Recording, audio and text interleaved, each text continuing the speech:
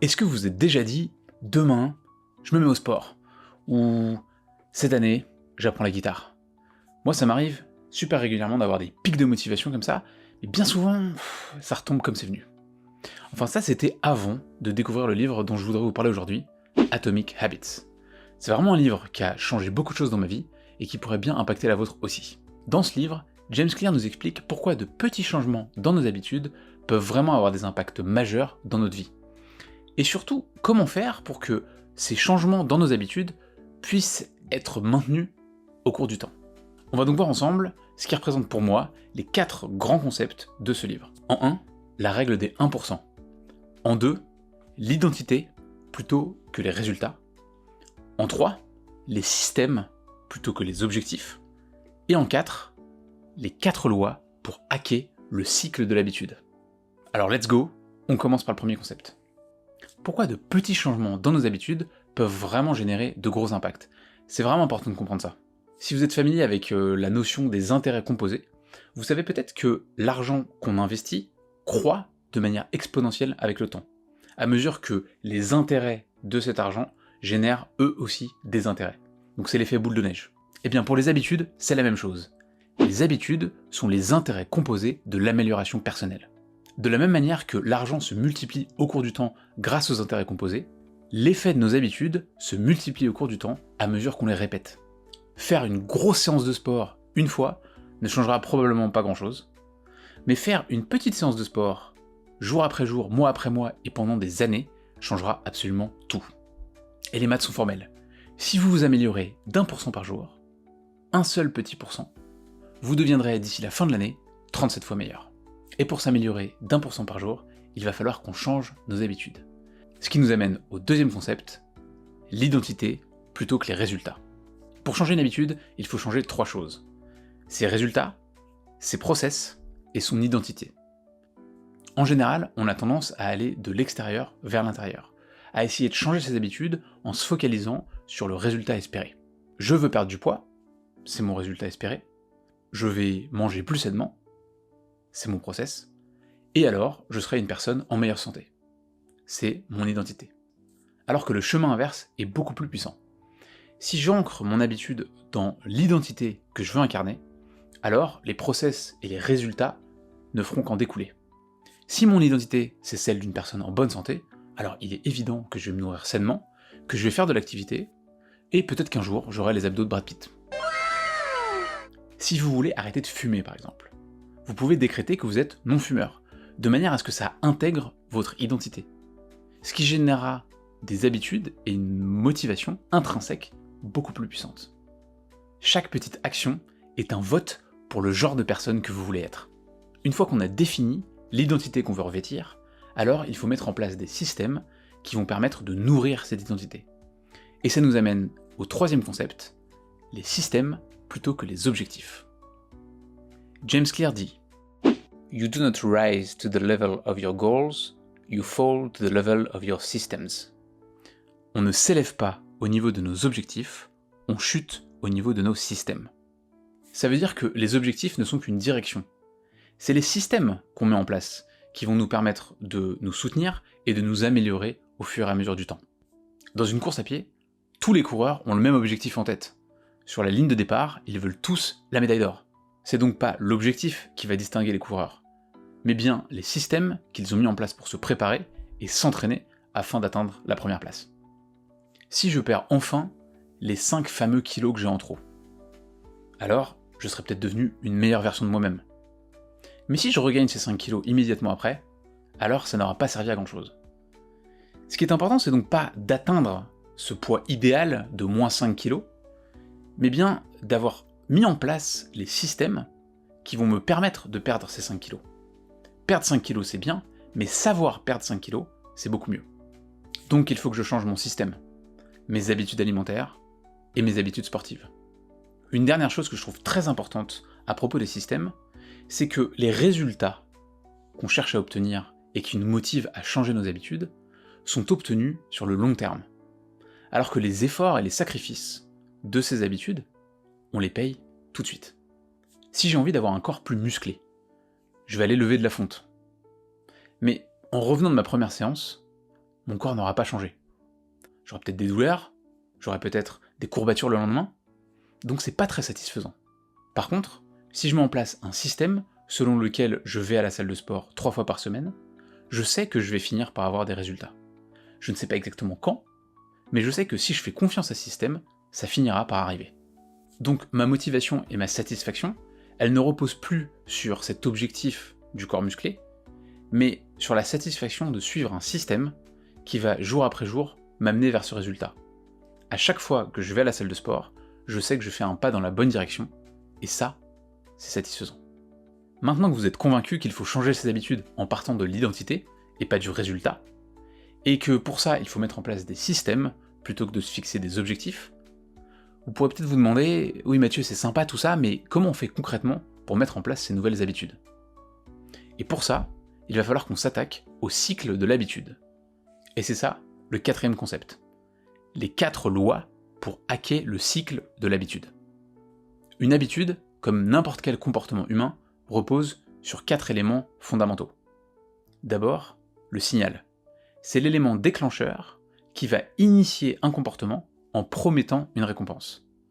Je vois sur la table une boîte de chocolat, et je me dis que ce serait vraiment agréable de les manger. En 2, le désir. C'est la motivation derrière le comportement. Ces chocolats me font vraiment envie. En 3, la réponse. C'est l'action qu'on met en œuvre pour satisfaire notre désir. Je me lève, et je vais chercher cette boîte de chocolat. Et en 4, la récompense. La satisfaction de notre désir. Je mange les chocolats, et c'est un régal. C'est donc ce cycle de l'habitude qu'il va falloir hacker pour améliorer nos habitudes. Et pour ça, on a 4 lois. La première loi, c'est de rendre le signal évident. Anne Thorndike, qui est médecin à Boston, voulait changer les habitudes alimentaires de ses patients. Et par exemple commencer par leur faire boire moins de soda. Et pour ça, plutôt que de leur donner des conseils un peu bateaux, de leur dire que les sodas c'est mauvais pour la santé, ça fait grossir, etc., elle a décidé de changer la configuration de la cafétéria. Les sodas, qui étaient initialement dans un petit frigo au niveau des caisses, elle les a déplacés à un endroit beaucoup moins visible, et elle a remplacé les sodas dans ce frigo par de l'eau. Et le résultat a été immédiat. Les ventes d'eau ont augmenté, et les ventes de soda ont chuté. Si vous voulez jouer de la guitare plus régulièrement, mettez-la bien en évidence au milieu de votre pièce, ou au pied de votre bureau.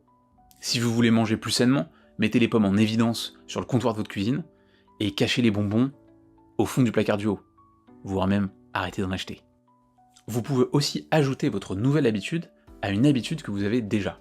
Par exemple, si vous voulez vous étirer un petit peu chaque jour, vous pourriez très bien faire ça au moment où vous vous brossez les dents. Comme ça, vous utilisez cette habitude qui est déjà ancrée profondément dans votre vie pour y attacher une nouvelle habitude. Si vous voulez faire un peu de méditation, vous pourriez décider de faire une petite séance à chaque fois que vous faites chauffer l'eau pour votre café du matin. Identifiez le signal qui pourrait initier votre habitude et rendez-le évident.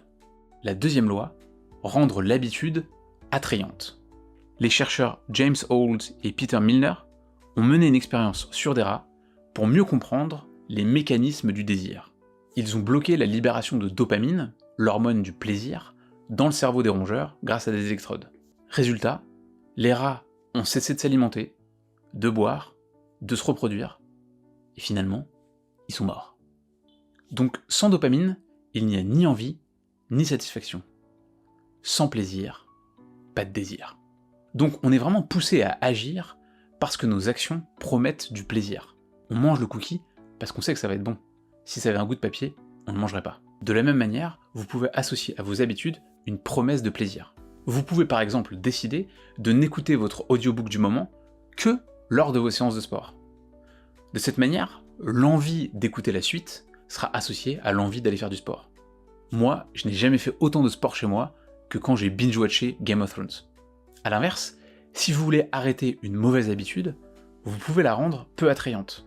Si vous décidez que vous devrez à partir de maintenant 50 € à votre meilleur ami à chaque fois que vous fumez une cigarette, ça va très rapidement vous pousser dans la bonne direction. Moi, j'ai décidé récemment de faire un peu de running. Donc je me suis inscrit à un semi-marathon, j'ai dépensé de l'argent, je l'ai annoncé à tout le monde, et donc il y a un peu d'enjeu. Et ça me motive à aller m'entraîner. La troisième loi, rendre la réponse facile. Notre cerveau est conçu pour minimiser les efforts et maximiser les récompenses. Donc il faut minimiser au maximum l'effort nécessaire pour exécuter nos nouvelles habitudes. Et pour ça, le secret, c'est de limiter la friction et de commencer petit. Si vous voulez courir un marathon, commencez par enfiler vos chaussures et allez courir 5 minutes par jour. Si vous voulez jouer de la guitare plus régulièrement, gardez-la sur un pied, toujours à portée de main, plutôt que dans un sac au fond d'un placard.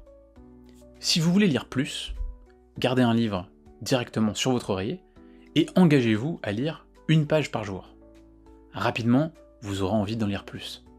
Mais s'engager à une seule page par jour limite complètement la friction qui pourrait conduire à ce que vous ne lisiez pas du tout. Moi, je voulais boire plus. Donc, j'ai acheté une gourde qui est là, toujours sur mon bureau, à portée de main, même pas besoin de me lever. Et en plus, elle a une paille. Donc, même pas besoin de l'ouvrir. Friction, zéro. La quatrième loi, rendre la récompense satisfaisante. On est des animaux. On veut répéter les actions qui nous donnent une gratification immédiate. Comme des petites souris qui appuient sur un bouton parce que ça leur donne du sucre. On est pareil. Donc, pour nourrir nos habitudes, il faut essayer d'y associer des gratifications immédiates et récompenser chaque effort avec un petit plaisir. Si vous voulez arrêter de fumer, par exemple, il y a des applications qui vous montrent chaque jour combien d'argent vous avez économisé et quelle est l'espérance de vie que vous avez gagnée. Moi, j'adore utiliser des trackers d'habitude. Comme ça, à chaque fois que je coche la case pour dire que je l'ai fait, ça me donne une petite satisfaction immédiate. Et la peur de perdre ma série me motive énormément à ne pas rater un seul jour. Par exemple, je suis mon activité en fermant les anneaux sur mon Apple Watch. Et ça m'est déjà arrivé plusieurs fois de me retrouver à courir en rond dans mon salon comme un dégénéré, 15 minutes avant minuit, pour essayer absolument de fermer mes anneaux avant le reset. Parce que l'idée même de perdre le streak de centaines de jours d'anneaux complétés sur mon Apple Watch était inimaginable. No way. L'essentiel, c'est de trouver une petite satisfaction que vous allez pouvoir ajouter à vos nouvelles habitudes. Ça y est, on a tout vu. Pour mettre en place de nouvelles habitudes, il faut se concentrer sur l'identité qu'on veut revêtir, plutôt que de penser au résultat. Il faut mettre en place des systèmes qui vont nourrir cette identité, et hacker le cycle de l'habitude pour rendre ces habitudes faciles à exécuter. Alors vous, quel système vous allez mettre en place? Dites-le moi dans les commentaires, ce sera déjà un petit pas dans la bonne direction. Moi, je vais mettre mes baskets et je vais aller courir un peu. Allez, à plus.